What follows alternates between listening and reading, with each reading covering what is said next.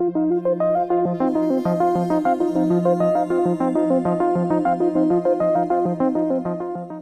there, and a very big welcome to you. We are launching 2 satellites tonight, and we're flying the European colours because we have a Spanish satellite for the European Space Agency, we have a scientific satellite for the French Space Agency, and we're flying on board a launch vehicle built by the Italians. And right now they're all on the pad at the Guiana Space Centre waiting for liftoff. That's in about 18 minutes' time. Now, I'm here in Paris. I've got various guests with me. We've got quite a jolly show for you tonight, lots of people for you to meet.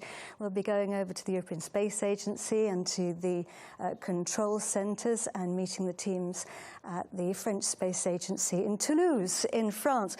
But let's kick off by going over to the Mission Control Center in Kourou at the spaceport, and Stéphane Israël is there. Stéphane is the CEO of Arianespace. Stéphane, thanks very much indeed for joining us. How are things going there in Kourou? I think Stéphane may not be able to hear us.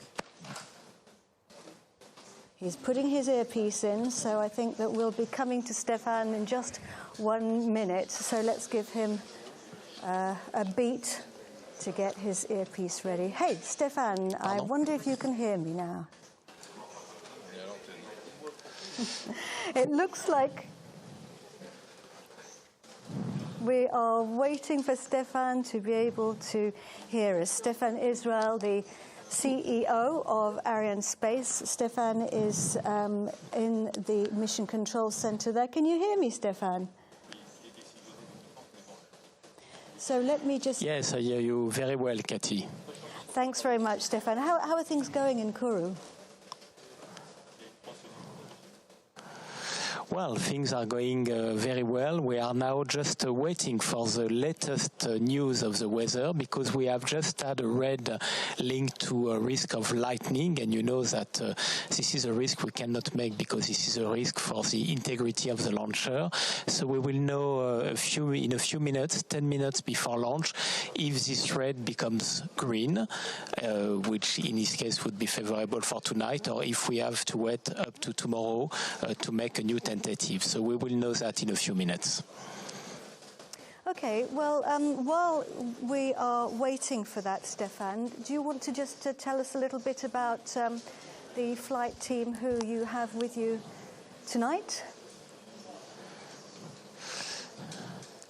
Yes, definitely. So we are here in the Jupiter Control Center, and we have all the teams which are involved in this launch. And we have at this desk the team of Arianespace. So we have with us Marino Franito, who is the head of the Vega business unit. So Marino is with us. He's a member of our EXCO.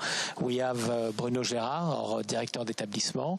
We have Ettore Scardoccia, who is the CTO of AVUM. And we have as well Roland Lagier, who is the CTO of Arianespace, and with us, but she will come in a few minutes. So we have Claudia Flotteux, who is a new member of our executive committee in charge of Arianespace operations. And welcome to them all. And Stéphane, tell us about our satellites. So tonight we are going to launch 2 satellites. We are going to launch SEOSat-Ingenio for ESA and for Spain for the CDTI. It's a satellite about environment and Earth observation, and we are going to launch Taranis, which is a scientific satellite which will help us to better understand the storms. And this satellite is for CNES, the French Space Agency. And we look forward to that. Stéphane, thank you very, very much indeed for joining us. We're going to let you go now so that you can take care of the latest news. Stéphane Israël, thank you very much indeed. Top, H0-4 minutes. And there we have it. The Range Operations Manager has indeed launched the synchronized sequence there. Yes, this is exactly what we heard. It's the beginning of the last step of the automated sequence, where the launcher will be completely autonomous at the end, and it includes several steps. such as loading the liftoff time into the onboard computers, loading the flight program software, and at the end, the launcher will be completely autonomous to perform the last operation just before liftoff. Okay, so we've got quite a long mission ahead of us tonight. We've got, I think it's going to take us about just under 2 hours to deliver our satellites, isn't it? So let's have a little look at our mission, and maybe you can talk us through what's going to happen, Damien. Exactly. Just after liftoff from Guiana, the first stage, called PAT, will start the mission with a flight roughly less than 2 minutes. Just after, we have the second and the third stages that we call Zefiro 23 and Zefiro 9 that will increase the launcher velocity thanks to the use of their own propellant consumption and separation of the stages. The fairing is jettisoned at the beginning of the Zefiro 9 flight. We have then the separation of the Zefiro 9 based on an acceleration criterion. And we have the first ignition of the AVUM, which is the upper stage, for around 6 minutes. It will allow us to inject the launch vehicle onto an intermediate orbit, during which the launch vehicle will be circularized thanks to the second ignition of the AVUM boost just prior to separation of the upper satellite, SEOSat-Ingenio. After separation of SEOSat-Ingenio, we will have the separation of the VESPA Upper part a few minutes later, and then we will get prepared for the injection onto the next orbit with the help of the third AVUM boost, which will put the launcher onto another intermediate ballistic phase.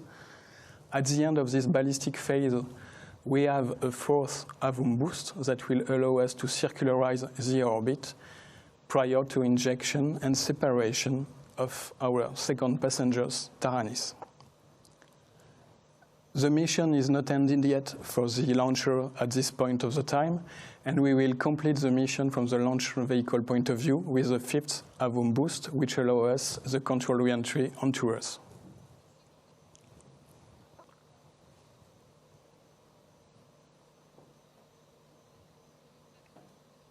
There we go. So, yeah, thank you very much. There's quite a mission tonight and lots to look forward to. We have just heard from the Range Operations Manager that we are 1 minute to launch, and we are orbiting SEOSat-Ingenio for Spain and the European Space Agency, and Taranis for the French Space Agency, CNES, and for the scientific community. We're going to sit back and watch now and wish best wishes to all the teams.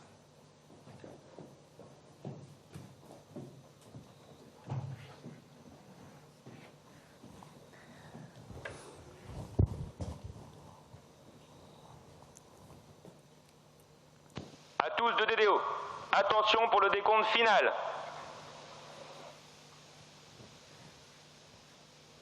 10, 9, 8, 7, 6, 5, 4, 3, 2, 1, top. Allumage P80 et décollage Vega 17, SEOSat-Ingenio et Taranis.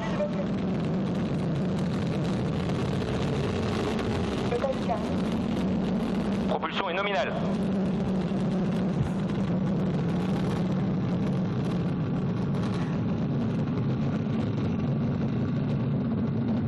Je suis de retour. Tous les paramètres à bord sont normaux. Acquisition de la télémesure pour la station de Saint-Jean.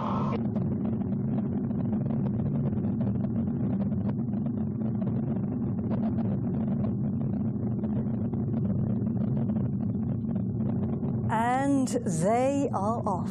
SEOSat-Ingenio and Taranis are on their way. Vega, flight number 17, is blazing a trail towards space over the night skies of the Amazon rainforest. And the range operations manager is telling us that everything is going well. And according to plan, we've broken the sound barrier, haven't we, Damien? Exactly. After 30 seconds of flight, the launcher velocity gets above the velocity of the sound, Mach 1. And the job of the first 3 stages is to get us away from the Earth. Exactly. We take advantage of all the energy of the propellants that are stored on the 3 first boosters in order to get away from the Earth's gravity as fast as we can. Because, of course, the Earth's gravity is what makes us stick to Earth, stick to our planet, but it also makes it quite difficult to leave it. And we can still see the launcher there, that dot in the sky, just going into the distance, deep into space now. This is the separation of the P-80, the first stage. Exactly. Et allumage Zefiro 23. And you're getting the confirmations in your ear, Damien? The confirmation has been given that the second stage was ignited and everything is nominal. Yeah. And this is the beginning of the dogleg maneuver. Tous les paramètres à bord sont Coming normaux. up. Yes, the dogleg maneuver is a change of the trajectory plane of the launchers that we perform just after the separation of P-80, and we name it dogleg because when you see the shape of the trajectory, it's like a dogleg. It does what it says on the tin, as we say in English. So the Z is for Zefiro, which is actually the name of a wind, isn't it? It's the name of a wind, and it's also the name of a Greek god, the god of west wind. And you can see down at the bottom of the screen our altitude, our distance from the pad, and vitesse down at the bottom is, of course, the speed. And you can see the trajectory there. The cross is the actual position of the launch vehicle. Par la station de Galliot. So the fairing is what you were showing us just now, the top of the launch vehicle, and it's protecting our satellites from the rigors of the launch. Yes, the fairing protects the satellite in different phases. First, during the ground phase, it allows the cavity in which the spacecraft are located to be monitored in specific temperatures. And during launch, first at liftoff, it protects them from the acoustic noise. And during the atmospheric flight, as we go very quickly through the atmospheres, it generates friction, and so it generates heat, and the fairing protects the satellite from this additional temperature. And those acoustic vibrations at launch are very loud, you can just imagine. So here we have separation now, that's what it looks like, of the next stage. Yes, we had the separation of the second stage and the ignition of the Allumage third. Zefiro 9. And there we go, the fairing has now been jettisoned. And we have the confirmations there from the range operations manager. We can see SEOSat-Ingenio for the first time at the front. And the other satellite, Taranis, is hidden underneath it. And the launcher is operated remotely, isn't it? Exactly. And we got information because the launcher sends some signals towards the ground station network that are located around the flight path, and that allows us to follow the current status of the flight. So we are going to see those ground stations now. We have, tell us about those tracking facilities. Yes, we have several ground stations that are located all over the flight path. The 2 first ones are located in Guiana with Galliot and Saint-Jean-du-Maroni, which allows us to follow the booster phases. Then we will be in direct visibility of Bermuda, which will allow us to cover the beginning of the first AVUM boost, and Saint-Hubert in Canada covers the end of the first AVUM boost. The intervisibility periods between 2 stations are not always interleaved. This is what we call a telemetry hole, and this is something completely nominal because it occurs in a phase where we have no active phases from the launchers, and we have such foreseen hole between Saint-Hubert and Norcia in Australia for this flight. From Norcia, we will follow the second AVUM boost and the separation of SEOSat. Just after Norcia, we have once again a telemetry gap as the launchers moves around the Earth. This second telemetry gap will reach its end when we will be in direct visibility from Galliot again, located in French Guiana. From Galliot, the launcher will send again the telemetry data that is transmitted back to CSG in real time for the main parameters and deferred time for the parameters that are to be studied after flight.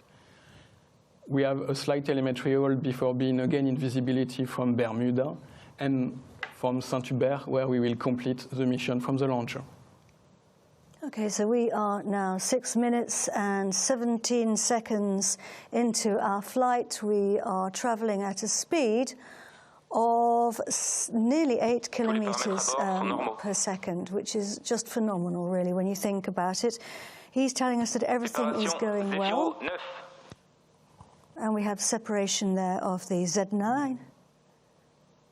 And we're really entering the next phase now. The main propulsion phase of the launch is over. We're going into the next phase of the flight, which is to deliver our satellites. I believe we're getting ready to pick up the signal in Bermuda. Yes, we are currently getting the signal from Bermuda. And Bermuda is located in the Caribbean island, as you have seen before on the maps. And this station is a kind of historical because it was already involved on Mercury programs for NASA and also in the Apollo lunar program. So it's a kind of historical location for space. Now, just tell us about our orbits. Where are we? Where is the AVUM upper stage going to take? As we are on a mission where Earth observation is of utmost importance, we will inject our 2 satellites onto an orbit that we call... Sorry, I just heard there we had acquisition in Bermuda while we were talking. Sorry to interrupt you. So we will inject them onto sun-synchronous orbits. This is a kind of orbits where the satellite passes over the same point of Earth, always at the same time. And this is why these kind of orbits are very important for Earth observation, because you have always the same illumination from the sun. So we're coming up to the next point now, which is the switching on of the AVUM upper stage. I call it AVUM in English, and of course the French call it AVUM. And this is what it looks like up there. It's the taxi driver. It delivers our satellites to their drop-off points in space.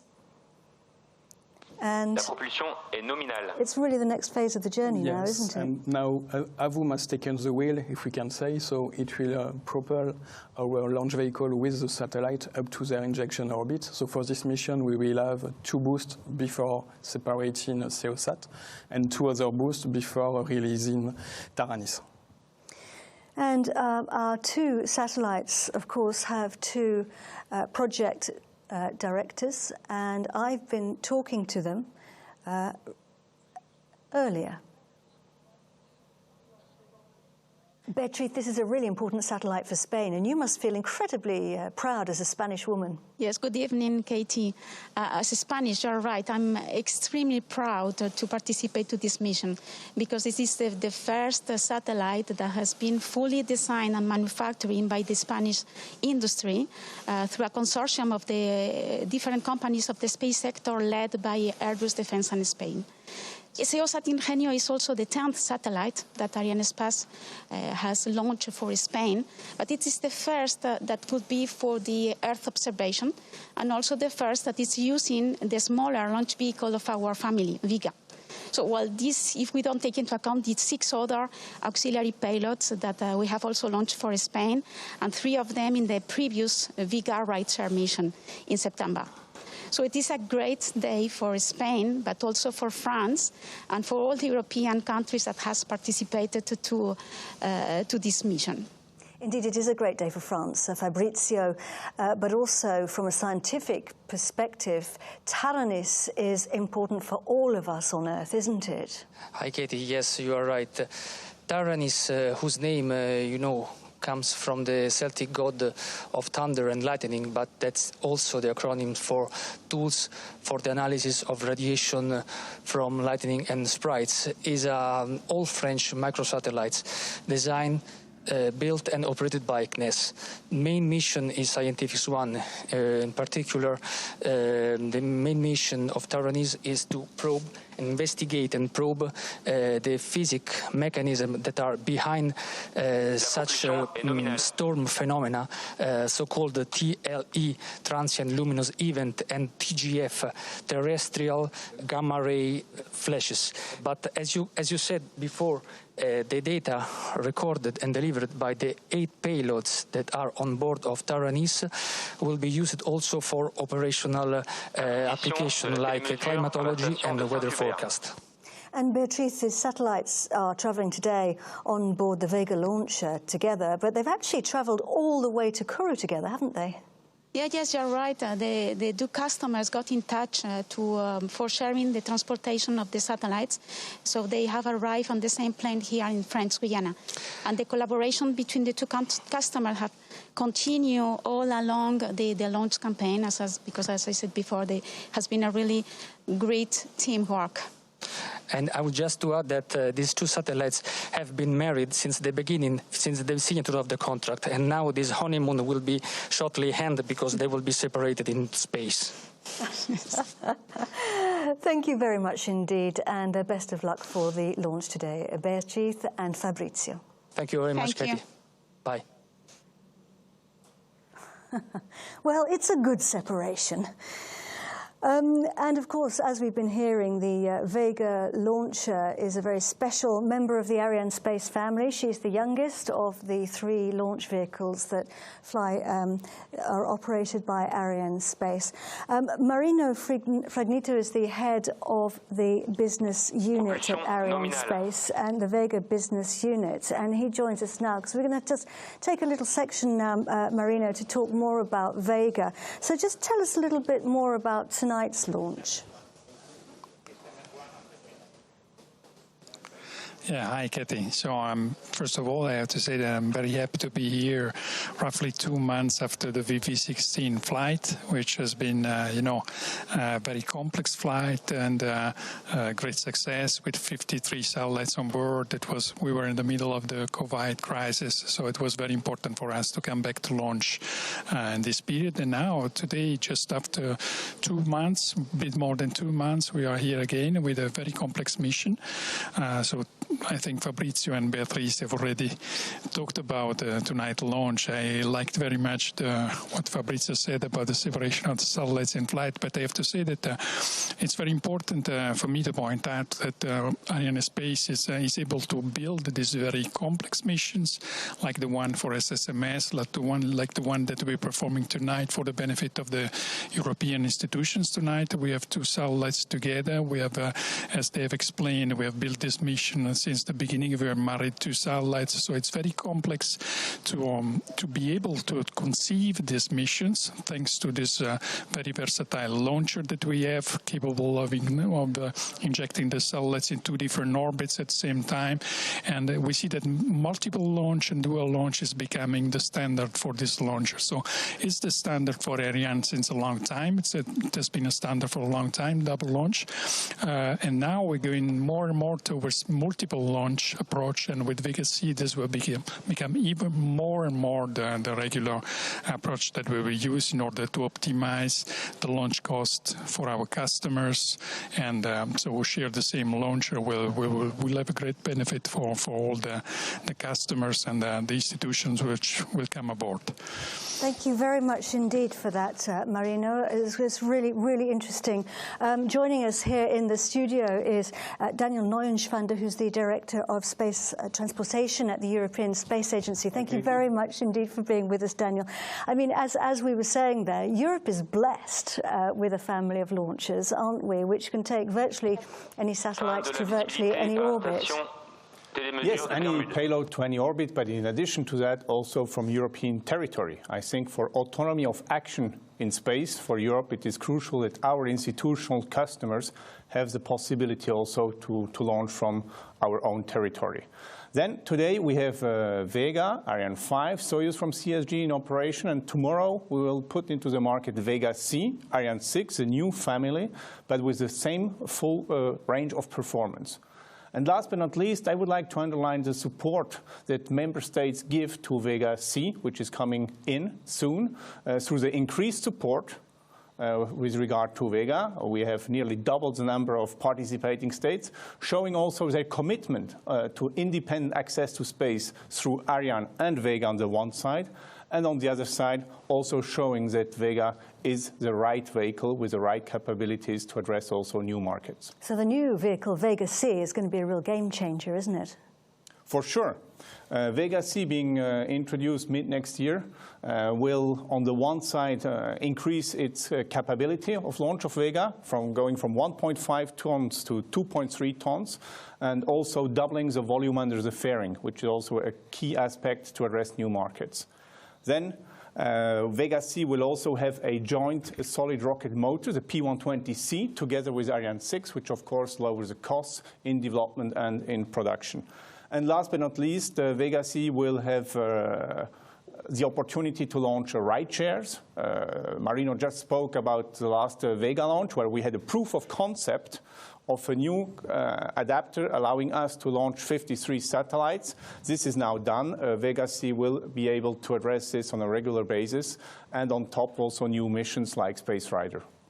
Well, tell us a little bit more about Space Rider. Well, Space Rider is really a new first, because it's Europe entering a new area.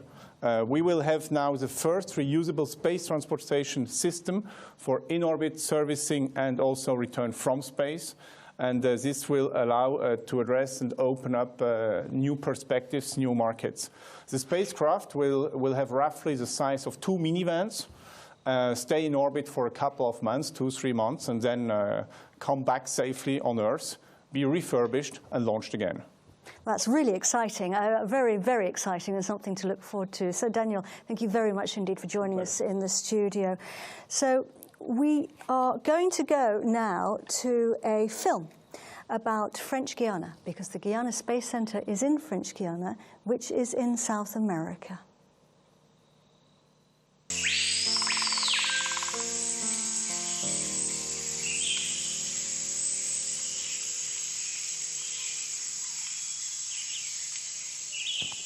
Trajectoire dégradée à partir du premier boost AVUM. We are getting information from the Guiana Space Center that the trajectory is degraded on the launcher trajectory. So we're going to wait for information now, more information from the Guiana Space Center, and we're just going to bring our program to a pause for the moment. So you can keep your eyes on the Twitter feeds and the website, and we will come back to you as soon as we have more information.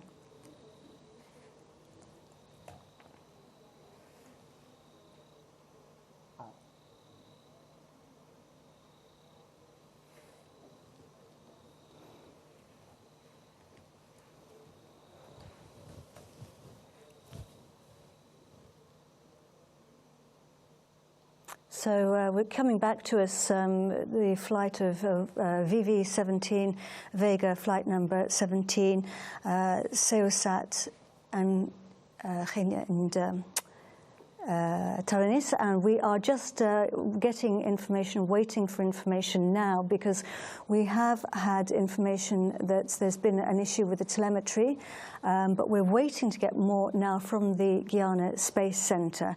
So while we wait, I just wanted to ask you, Damien, what is the sort of normal sequence of events in a situation like this? Because I'm guessing that the people will have to be doing all sorts of analysis and trying to find out what's happening.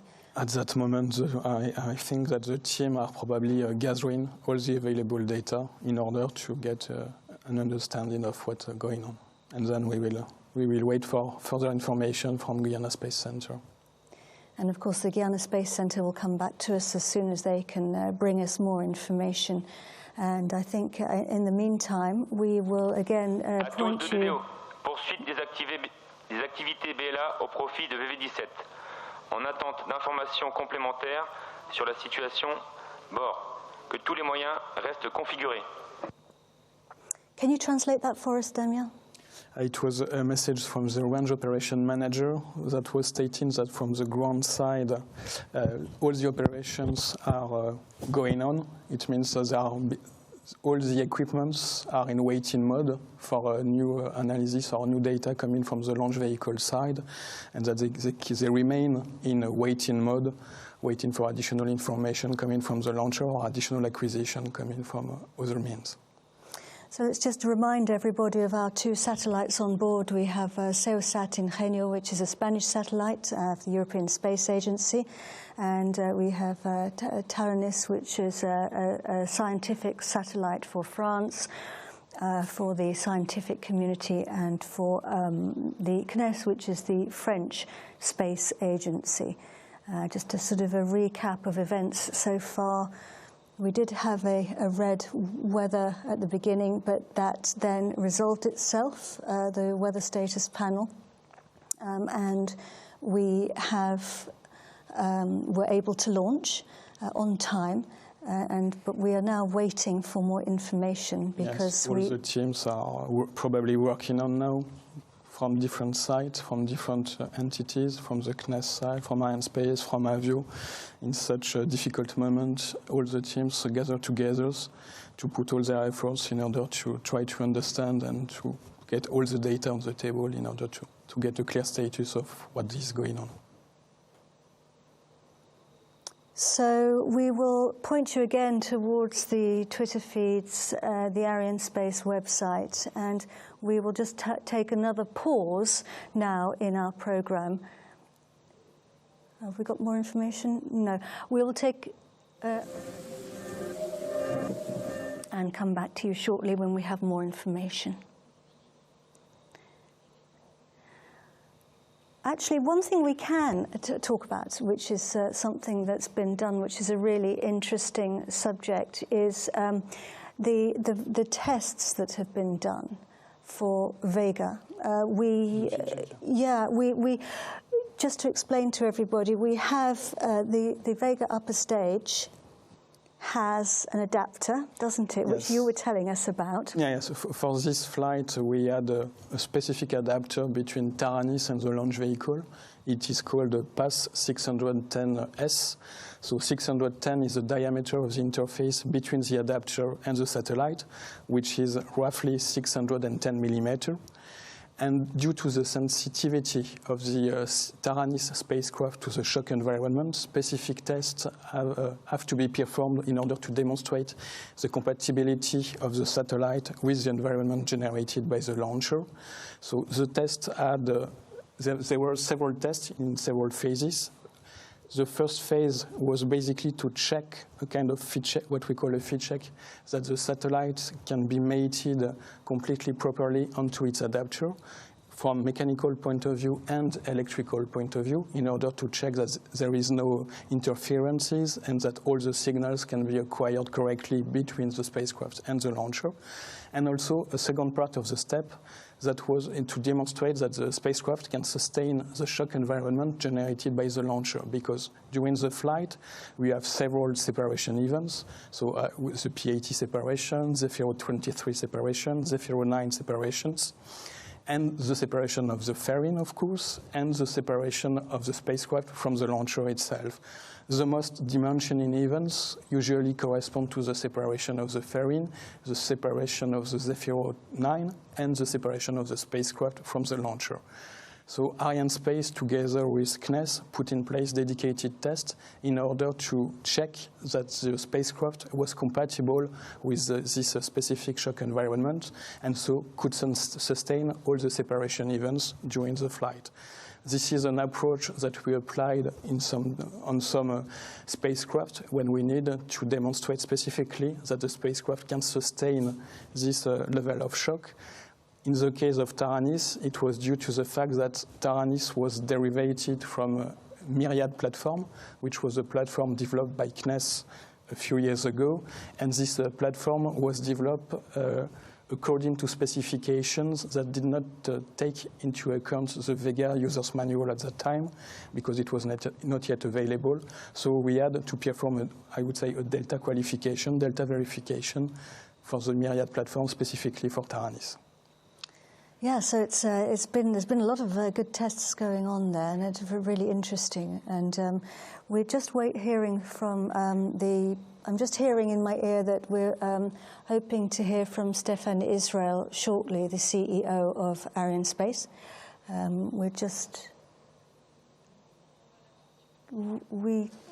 Here he is, I think, coming to us now. Hi, Stefan. Yes, hello, Cathy. Hi, Stefan. What's the latest? Yes, so unfortunately, after nominal liftoff and after good ignition and separation of the three first stage and engines, we have observed a deviation of the trajectory after the ignition of the AVUM. So this deviation of trajectory is an anomaly. The altitude and the speed were not nominal, and we need now to wait for a new Norcia station acquisition to have more information to communicate on the final outcome of the mission. But for sure, this is an anomaly, and we now need to gather and to consolidate more information before coming back to you. Okay, thank you very much indeed then for that, Stefan. So we will come back to you hopefully when we get more information after that. And so thank you very much for that, Stefan. For sure, we will come back to you after having consolidated information. Thank you. Thank you, Katie. Thank you. Okay, so that's the latest news then. So we are going to need to wait for the next acquisition. So sometimes I guess there can be all sorts of reasons for telemetry not being received properly. But so Stefan has just said we're going to wait now until we get the information. We're hoping to see whether or not we can get more information at the next pass and when we go into the new range of the new Norcia tracking station. So we are. Well, the question is, are we going to carry on now here? And I think we will probably take a pause, a short while, and we'll wait for that information to come through. And Damien and I will come back to you once we get that information and once we go into the range of New Norcia, and Stefan as well. So we'll come back to you shortly. Hello again, welcome back to our live broadcast for the launch of two satellites, SEOSat for Spain and the European Space Agency, and Taranis for France. Some minutes into the flight after liftoff, we heard that the launcher had deviated from its trajectory. We've been waiting for more information from the Guiana Space Centre and for hoping that the new Norcia tracking station might pick up the signal. We are now going to go over to the CEO of Arianespace, Stefan Israel. Stefan, have you got any news for us? Yes, Cathy, we have some news, and unfortunately they are not good. We can now confirm that the mission is lost. So I remind you what we have observed 8 minutes after the liftoff and immediately after the ignition of the engine of the fourth stage of Vega, the AVUM stage, we have observed a degradation of the trajectory. It means that the speed was not nominal anymore. So we have observed this degradation. We need a little more time to understand the next steps. And after the fact that we have had not the acquisition from the Galileo station, telemetry station, we can unfortunately confirm that the mission is lost. You understand that I want to present my deepest apologies to our customers for this mission. SEOSat for ESA and for Spain, Taranis for CNES. Arianespace is presenting its apologies, and we have now to analyze, to understand. Our experts are now consolidating the data they have, and we will gather a press conference tomorrow at 10 o'clock Kourou time, 2 o'clock Paris time, to share with the media the additional information we will have gathered in the night. Okay, Stefan, thank you very much indeed. Stefan Israel in the Mission Control Center there. Thank you. So we will bring our broadcast to a close. I'd like to thank Damien Gilles for being with us during this broadcast. Damien, thank you very much indeed for your contributions, and to our other guests and to everybody. We are bringing the broadcast to a close now, and of course you can go onto all the social networking websites and follow us on the Twitter feeds, on the Arianespace website, and there will be the press conference tomorrow morning after all the analysis. So it's time to say goodbye and good night. Thank you.